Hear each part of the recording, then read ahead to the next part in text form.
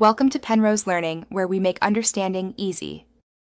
You start by gathering what Aethersx2 needs: the memory card file and app access. First, make sure Aethersx2 is updated and storage permissions are granted so files can be written. Next, locate the exported memory card file from your source, for example, a PC export or converted MC image, and note its file name.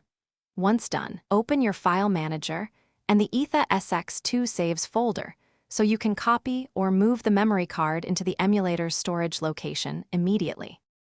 You now perform the core import. Copy or move the memory card file into Aethersx2 memory cards directory, making sure the name and extension match existing files.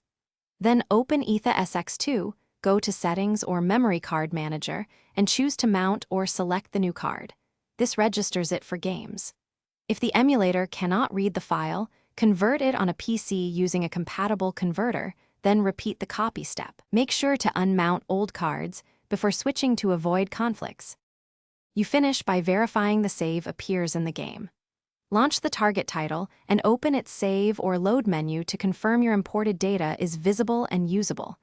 If it does not appear, make sure the correct memory card slot is enabled in Aethersx2 and remount the file. Also check file permissions so the app can read it. One key troubleshooting tip: if problems persist, inspect the file format and emulator logs. Mismatched formats or permission errors are the most common causes of failed import. Thanks for watching. If this was helpful, leave a like and consider subscribing. See you next time.